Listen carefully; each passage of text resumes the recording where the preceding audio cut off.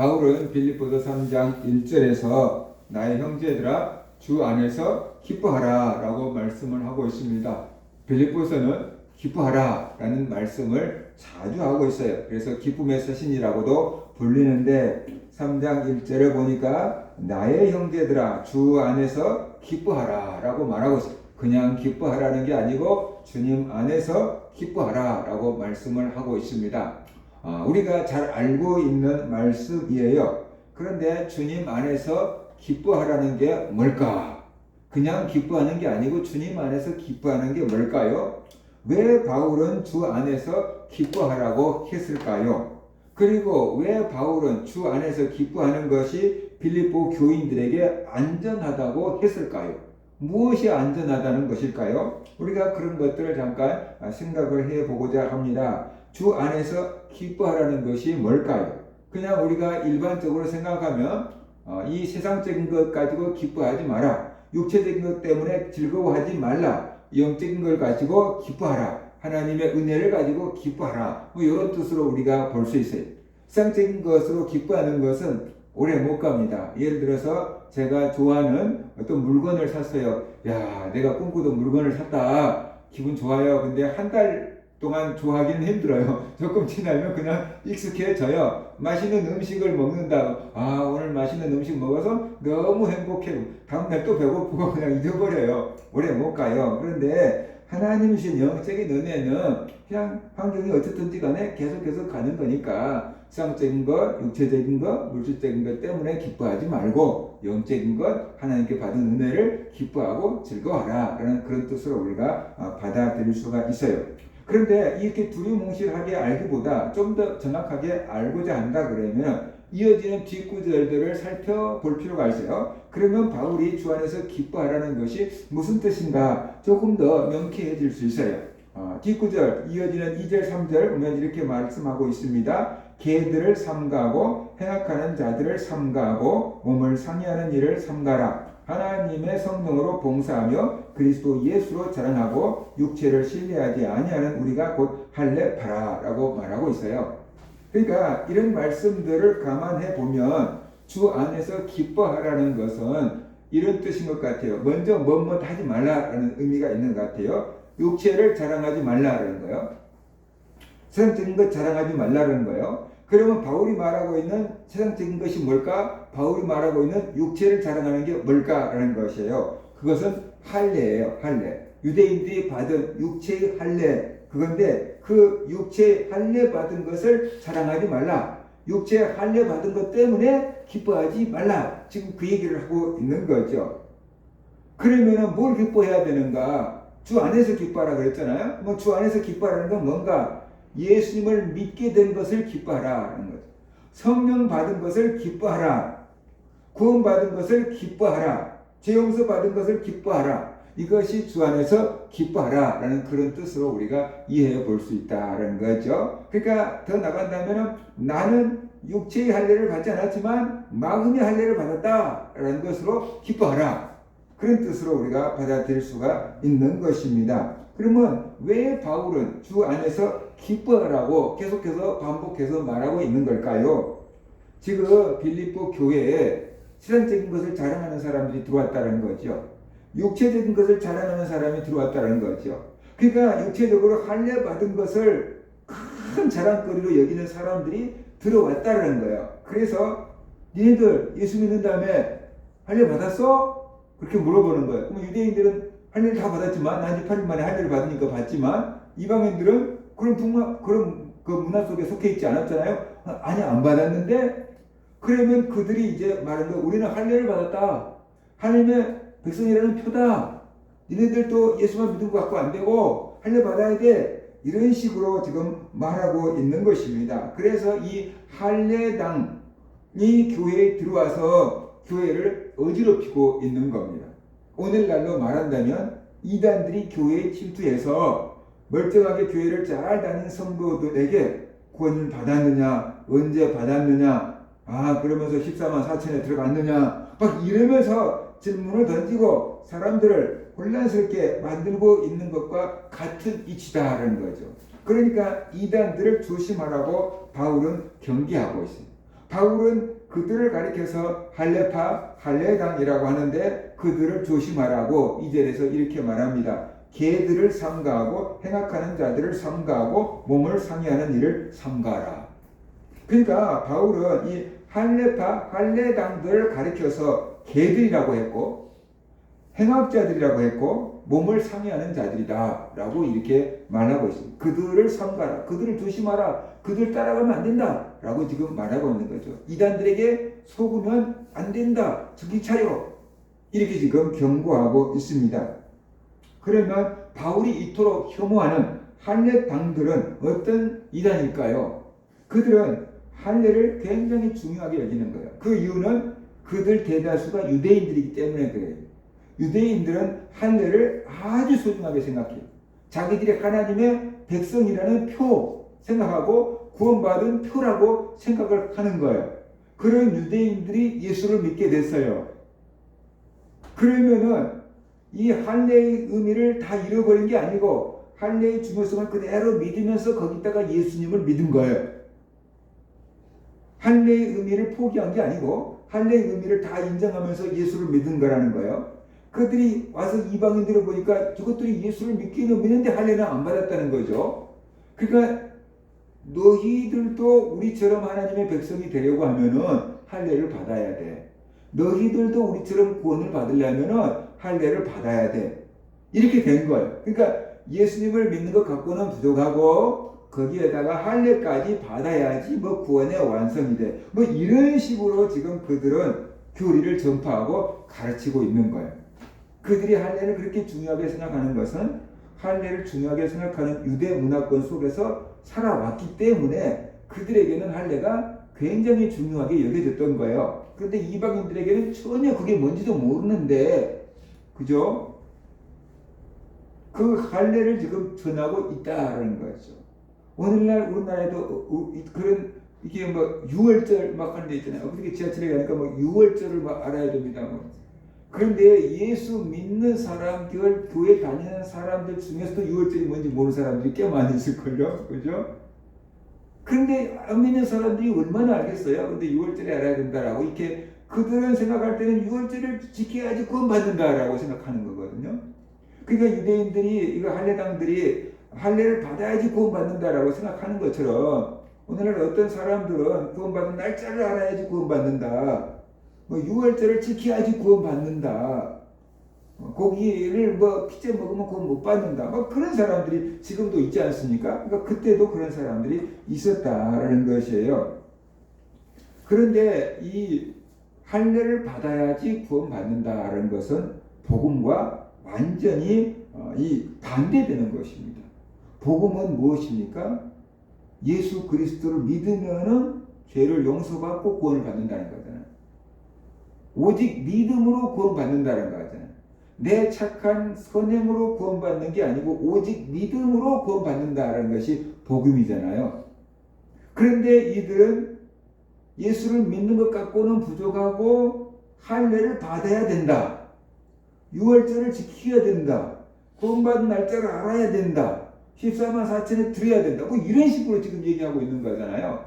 그러니까 복음에다가 뭔가를 덧붙이고 있는 거죠. 뭐 뺀 것도 아니고 덧붙여갖고 뭐 나쁠 거 있냐. 뭐 이런 식으로 생각할 수 있겠지만 문제가 뭐냐 그러면은 복음이 희석이 된다는 거죠. 복음이 희석이 되는 거예요. 정말로 좋은 물인데 거기다가 안 좋은 물을 자꾸 섞어 놓으면 어떻게 돼요? 그거 먹을 수 없는 물이 되는 거죠. 그러니까 복음이 희석이 된다라는 거예요. 자꾸만 덧붙인다고 좋은 게 아니다라는 것을 우리가 알아야 돼요. 그래서 바울은 그 할례당들의 가르침을 이단으로 생각하고 강력하게 대처하고 있고 조심하라고 경고하고 있다는 것을 우리가 알아야 돼요. 바울은 믿음으로 오직 믿음으로 구원받는다는 것을 가르쳤어요. 그래서 이것을 이심득이라고 한문으로 얘기해요. 믿음으로 의로워진다라는 거죠. 믿음으로 구원받는다는 거예요. 그런데 할례파들이 들어와서 율법을 지켜야지 구원을 받고 할례를 받아야지 구원받는다는 미혹을 하게 된 거죠. 그러니까 바울 입장에서는 할례는 율법을 대표하는 것이다. 할례는 율법을 상징하는 것이다. 그러니까 할례를 받아야지 구원을 받는다는 것은 율법을 지켜야 구원받는다는 것과 똑같은 소리다 라는 뜻이에요. 율법을 지켜서 의로워질 수 있느냐? 그럴 수 없다. 바울은 지금 말하고 있는 거죠. 우리가 율법을 지켜서 의로워질 수 있다고 한다면 예수님이 오실 필요가 없었다. 왜냐하면 구약시대에 율법 줬잖아요. 니네들 율법 지켜서 구원받아. 하나님이 그러면 된다는 거예요. 근데 사람이 율법으로 구원을 얻을 수가 없기 때문에 예수님께서 이 땅에 오셔서 십자가에서 죽어주시고 율법을 완성하셨고 그 예수를 믿기만 하면 구원해 주기로 하신 것, 그것이 하나님의 복음이라는 거예요.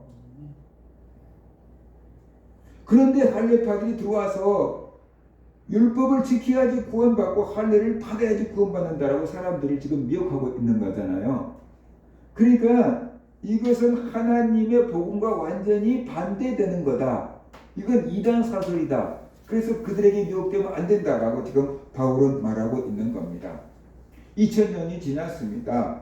오늘날도 이렇게 행위로 구원받는 것처럼 가리키는 사람들, 목회자들 많다라는 것입니다. 예수를 믿는 것 갖고는 안 되고 선행을 해야 되고 행위가 완전해야지 구원받는다고 가르치는 사람들이 많이 있습니다. 그러면은 행위가 얼마나 완전해져야지 구원을 받을까요?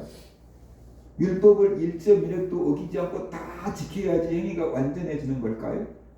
그러면 구원의 커트라인은 뭘까요?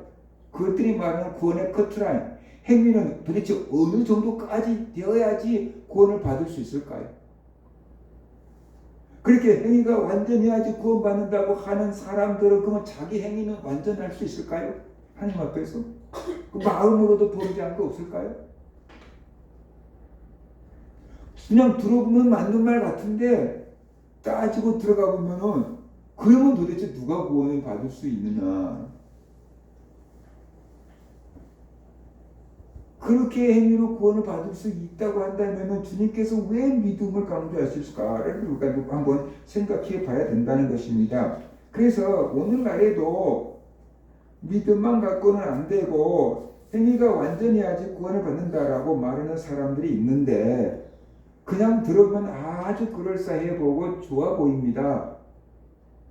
근데 따지고 들어가면 그러면은 예수님이 왜 십자가를 졌기에? 라고 물어보면은 그게 좀 애매하잖아요. 그래서 복음을 희석시키는 거예요. 그러니까 우리가 이런 사람들의 가르침을 조심해야 된다. 인터넷에, 텔레비전에, 유튜브에 이런 사람들이 막 목소리를 높이고 있어요. 그러니까 사람들이 저 목사님 유명한 목사님인데 저기에 성도들 엄청 많은 교회인데 그러면서 그런 사람들의 말이 옳은 것처럼 받아들일 가능성이 많다라는 거예요. 그런 부분들에 대해서 우리가 진리를 바르게 알고 믿는 그런 성도들이 되시기를 바랍니다. 오늘날에도 행위로 구원받는 것처럼 가르치는 사람들이 많고요. 지금 많아지고 있고요. 그런 사람들의 인기가 지금 많아지고 있어요. 그런데 이렇게 얘기할 수 있어요. 선행은 구원의 조건이 아니라 구원의 열매다라는 것이에요. 예를 들어서 내가 율법을 다 지켰어. 내가 이렇게 착한 일을 많이 했어. 그러니까 그래서 너 율법을 다 지켰구나. 너 착한 일을 많이 했구나. 내가 너를 구원해 줄게. 이거 아니라는 거예요. 먼저 하나님의 은혜로 나를 택하시고 복음을 듣게 하시고 믿게 하시고 죄를 용서받게 하시고 성령 받게 하시고 구원해 준 거예요. 그래서 그 은혜를 알기에 내가 옛 생활을 청산하고 이제 하나님이 기뻐하는 삶을 살아야지. 옛날만큼은 죄 짓지 말고 좀 줄이고 살아야지. 그러면서 우리의 말이 달라지고 삶이 달라지고 행동이 달라지고 완벽하지는 않지만 그렇게 달라져 가는 것이 성령의 열매인 거고 그것은 그 사람이 이미 죄의 종에서 하나님의 자녀로 바뀌었기 때문에 그런 열매를 맺을 수가 있는 거잖아요. 그러니까 그것은 이 사람이 이미 예수 그리스도를 믿고 하나님의 자녀가 되었고 구원받았기 때문에 이런 선한 열매를 맺고 있는 거다. 저거 보니까 저 사람은 정말 예수 믿는 사람이 확실해. 분명해. 이런 열매인 것이지 이것 때문에 구원받는 것은 아니다.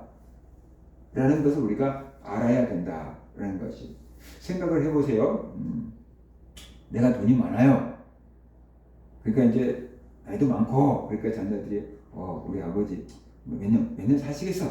몇 년 동안 효도 열심히 하면 나한테 유산 많이 주겠지. 다른 형제들보다 많이 주겠지.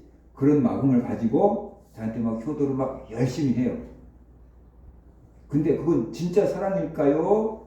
유산을 많이 받으려고 하는 걸까요? 유산을 많이 받으려고 하는 것이지 진짜 사랑은 아닌 거예요. 그렇죠? 내가 돈 없다면은 안 그래요. 그렇게 해도 안 해요. 그런데 내가 돈도 없어요. 가난해요. 늙었어요. 병들었어요.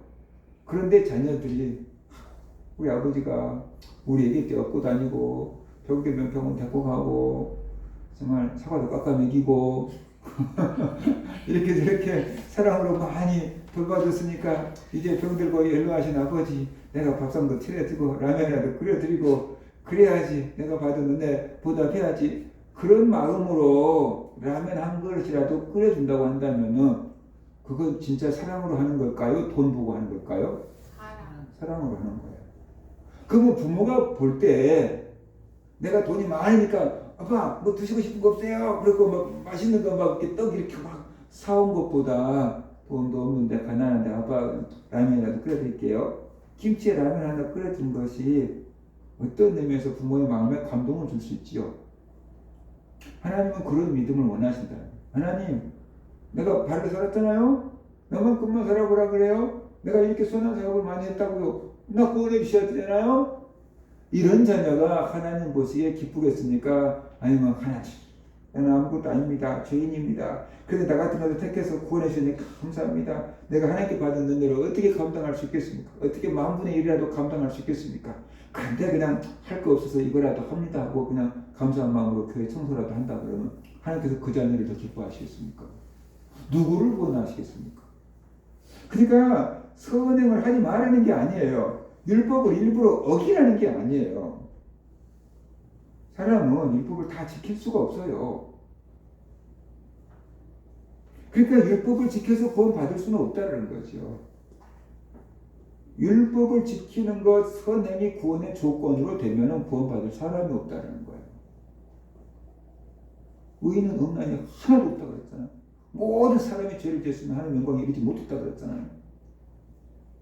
다만 예수 그리스도를 믿음으로 죄 용서를 받고 성령을 받았기 때문에 이제 그 은혜로 조금씩 죄를 벗어버리고 이제 의로운 길을 걸어갈 수 있게 되는 거죠. 그래서 선행이나 율법을 지키는 것은 구원의 조건이 아니라 이미 구원받은 사람들에게서 나타나는 변화, 열매인 거다. 그걸 우리가 알아야 돼. 그리고 이미 예수 그리스도를 믿고 구원받은 사람이라면 그런 열매를 맺도록 노력해야 되는 겁니다. 아, 나는 예수를 믿음으로 구원받았어. 이제 나는 어떻게 살아도 천국에 가. 그러니까 사는 동안 열심히 그냥 육체적으로 즐기다가 가자 라고 말하는 사람이 있다 그러면은 진짜 예수 믿고 거듭났는지 생각해 봐야 되는 거예요. 진짜 성령으로 거듭난 사람들은 그런 생각을 할 수가 없어요. 안 그래요? 진짜로 예수를 믿고 거듭난 사람들은 그런 생각을 할 수가 없다라는 거예요. 그래서 우리가 이 율법과 복음 이 사이에서 분명한 이렇게 가치관을 세워가야만 된다 그런 것입니다. 그다음에 왜 주 안에서 기뻐하는 것이 빌립보 교인들에게 안전하다고 했을까요? 내가 예수를 믿고 성령을 받고 구원받은 것을 기뻐하고 즐거워해야 합니다. 그렇지 않으면은 육체의 할례를 받은 사람들을 부러워하면 저 사람은 유대인이구나. 저 사람은 할례를 받았구나. 나는 유대인도 아닌데 나는 할례도 안 받았는데 저 사람은 구원 받겠구나. 하고 나는 구원 못 받겠네. 그런다 그러면 나도 따라서 구원 받으려고 할례를 받을 가능성이 많다는 거죠. 부러워하는 사람들 우리가 어떻게 돼요? 닮아갈 수가 있다는 거죠. 그래서 할례를 받게 되면은 문제가 뭐냐 그러면은 할례 받았다고 해서 구원에서 멀어진 건 아니에요. 근데 할례를 받으면 문제가 뭐냐 그러면은 예수님을 의지하거나 성령님을 의지하는 게 아니고 할례 받은 것을 의지하게 돼요. 그래서 내가 예수를 믿으니까 구원받는다라고 생각하지 않고 이제는 할례 받았으니까 구원받아 이렇게 되는 거예요. 이제는 할례 받았으니까 구원받아. 그것은 복음하고 아무 상관없는 거고 예수님하고 아무 상관없는 얘기가 되어버린다라는 것이에요. 그만큼 믿음에서 멀어지게 되고 하나님의 은혜를 자랑하기보다는 내 공로를 자랑하게, 내 할례 받은 것을 자랑하게 된다는 것. 절대로 하나님께 영광이 되지 않는다는 것입니다. 이것은 우리를 구원해 주신 하나님의 의도와 멀어져 버리는 것입니다. 그래서 바울은 할례 같은 거로 인해서 기뻐하지 말고 주 안에서 기뻐하라 라고 말씀한 겁니다. 예수님을 믿고 죄 용서 받은 것을 기뻐하라는 것입니다. 예수님을 믿고 성령 받은 것을 기뻐하라는 것입니다. 그래서 하나님의 자녀가 된 것을 기뻐하라는 것입니다. 그렇게 할 때 할례파들을 부러워하지 않게 되고 할례 받아야 된다, 율법 지켜야 된다 라고 하는 사람들에게 미혹에 속지 않게 된다는 것입니다. 믿음을 지킬 수 있게 됩니다. 그렇기 때문에 주 안에서 기뻐하라, 그것이 너에게 안전하다라고 말씀하고 있는 거죠. 우리가 주님께 받은 은혜를 기뻐하고 구원의 감격을 가지고 살아갈 때 이단들에게 속지 않게 되니까 너희 믿음이 안전하다, 그 얘기하고 있는 거죠. 그래서 주님 안에서 기뻐하라. 다시 말해서 할례파들 부러워하지 말라, 이단들 부러워하지 말라, 네가 하나님께 받은 은혜로 기뻐하고 즐거워하라. 그러면 네 믿음을 지킬 수 있다, 그 얘기를 하고 있는 겁니다. 빌립보 교회는 바울이 힘써 전도해 세운 교회입니다. 그런데 그 교회에 할례파가 들어와서 어지럽히고 있습니다. 감옥에 있는 바울은 그것 때문에 걱정이 됐습니다. 그래서 빌립보 교인들이 이단들에게 속지 않고 끝까지 믿음을 지킬 수 있는 방법을 써보냈는데 그게 주님 안에서 기뻐하라는 것입니다. 할례받은 할례 받은 것을 자랑하고 기뻐하는데 너희들은 주님께 은혜 받고 성령 받고 죄 용서 받고 구원 받은 것을 기뻐하고 즐거워해. 그러면 그들에게 속지 않아 라고 지금 말하고 있는 것입니다. 자, 한 가지 더 봅시다. 누가 진짜 할례 받은 사람이냐라고 바울은 말합니다. 누가 진짜 거듭난 사람이냐라고 말하고 있는 겁니다. 육체의 할례 받은 사람이 진짜 할례파냐, 아니면 마음의 할례를 받은 사람이 진짜 할례파냐라는 것입니다. 자, 육체의 할례를 했어요. 그 사람의 마음이 변화될까요? 육체의 할례를 했어요. 그 사람의 마음이 바뀔 수 있어요? 안 바뀌어요. 이제는 제가 얘기했잖아요. 어떤 사람이 남편이 부인을 폭행해서 가정폭력으로 경찰서에 잡혀왔어요. 근데 왜 부인을 폭력했냐라고 물으니까 부인이 알코올 중독자다. 그래서 간이 망가져가지고 남편이 부인에게 간 이식 수술을 해줬어요. 그래서 부인이 이제 병원에서 수술을 받고 퇴원을 했어요. 남편이 이제 내 술 먹으면 안 돼 얘기했어요. 그런데 부인이 또 술을 먹었어요. 그러니까 남편이 화가 나서 부인을 때렸다는 거예요. 부인을 때린 것은 잘못이지만 정황상 이해는 되잖아요. 그죠? 이해는 되잖아요. 그러니까 우리가 그 할례파들은 할례 받은 것을 가지고 자꾸만 기뻐하는데 육체의 할례를 받았다고 해서 마음까지 바꿔지느냐라고 말하고 있는 거예요. 육체의 할례를 받았다고 해서 죄를 짓는 사람이 죄를 끊고 선행을 하는 사람으로 바꿔지느냐라는 거죠. 그건 아무 상관없는 거예요. 그런데 마음의 할례를 받으면, 마음의 할례가 뭡니까? 성령 받은 겁니다. 마음의 할례를 받으면 그 사람이 바꿔질까요? 안 바꿔질까요? 성령의 은혜를 크게 받으면 그 사람이 변화될까요? 안 변화될까요? 변화되죠. 성령을 받으면. 그래서 깡패도 변해서 목사님이 되는 거예요. 그죠? 옛날에 깡패도 변해서 목사님 된 사람들 많잖아요. 성령 은혜를 받으면 그 사람의 삶이 달라지는 거예요. 그러니까 누가 진짜 할례를 받은 사람이 누구냐라는 거죠. 육체의 할례 받은 사람이 진짜가 아니다. 그 가짜다. 마음의 할례를 받은 사람이 진짜 할례 받은 거고 변화된 사람이다라는 것이에요. 그러면 누가 진짜 마음의 할례를 받은 사람이냐? 3절. 하나님의 성령으로 봉사하며 그리스도 예수로 자랑하고 육체를 신뢰하지 아니하는 우리가 곧 할례파라 그러잖아요. 그러니까 하나님의 성령을 받아서 봉사하고 예수 그리스도를 자랑하고 내 육체의 할례 받은 것을 자랑하지 않고 오직 예수를 자랑하는 그 사람이 진짜 할례파다 하는 것이 진짜 할례 받은 사람이 그 사람이다. 그러니까 쉽게 말하면 빌립보 교회 성도들이 진짜 하나님 보시기에 할례 받은 사람이다. 육체의 할례만 받은 유대인들 부러워하지 마 라고 지금 말하고 있는 것입니다. 그래서 예수 믿는 것을 기뻐하고 성령 받은 것을 기뻐하라는 것입니다. 그리고 우리가 진짜 할례 받은 사람이다. 우리가 진짜 마음의 할례를 받은 사람이다. 라는 긍지와 자부심을 가지라라는 것이에요. 구원의 확신을 가지라라는 것이에요. 그렇게 되면 할례파들에게 속지 않게 된다. 라는 것이죠. 이단들에게 넘어가지 않게 된다. 내가 은혜가 충만하고 내가 구원에 확신이 있고 교회 생활 기쁘게 하면은 이단에게 넘어갈 이유가 없잖아요. 근데 내 믿음 식어지고 교회에서 상처받고 내게 힘든 문제 생기고 그러면 이단에게 넘어질 수 있잖아요. 그 네가 건강하게 신앙생활해 그 얘기를 지금 하고 있는 거다라고 볼 수가 있습니다. 예수님을 믿는 것으로 충분합니다. 예수님을 잘 믿으면 잘 믿을수록 그게 성령의 은혜가 충만하고 말씀이 그 마음에 가득 차게 되면은 죄를 줄일 수 있게 되고 의를 행할 수가 있게 되는 것입니다. 바르게 살 수 있게 되는 것입니다. 왜냐하면 모든 좋은 것도 나쁜 것도 우리의 마음에서 나오기 때문에 그런 것입니다. 예수님을 믿으면서도 뭔가 부족한 것처럼 구원했는데 뭔가 부족한 것처럼 생각하지 말라는 것입니다. 예수님을 믿음으로 죄를 용서받았고 예수님을 믿음으로 성령을 받았고 예수님을 믿음으로 하나님의 자녀가 되었습니다. 영접하는 자, 곧 그 이름을 믿는 자들에게 하나님의 자녀가 되는 권세를 주셨다 그랬습니다. 그리고 우리가 성령을 받아서 하나님을 내 영의 아버지라고 부르고 있어요. 너희가 아들임으로 하나님이 그 아들의 영을 우리의 마음 가운데 보내사 아빠, 아버지라 부르게 하셨느니라. 그래서 우리가 하나님을 아버지라고 부르고 있지 않습니까? 그러니까 우리가 믿음으로 구원받는다는 거죠. 할례를 받아서 구원받는 게 아니라는 거죠. 율법을 완성해서 구원을 받는 게 아니라는 거죠. 예수 그리스도가 십자가에서 율법을 완성하셨습니다. 그 율법을 완성하신 예수 그리스도를 믿음으로 구원받는다라는 것이에요. 그러니까 예수를 믿고 성령 받고 구원받는 것을 기뻐하고 즐거워하라. 내가 예수를 믿는데 뭔가 부족한 것 같아. 구원 못 받으면 어떡하지? 그렇게 생각하지 말라는 거죠. 그렇게 있으면 이단들의 밥이 되기 쉽다라는 것이에요. 내가 예수를 믿었다, 죄를 용서받았다, 성령 받았다, 구원받았다, 하나님의 자녀가 되었다. 언제 죽어도 천국 간다. 이런 것을 생각하고 기뻐하고 즐거워하라는 것입니다. 그러면은 이단들에게 속지 않고 믿음을 지킬 수가 있다라고 바울이 말하고 있습니다. 오늘날에도 우리들에게 필요합니다. 왜냐? 오늘날에도 이단들이 많이 있기 때문에 그렇습니다.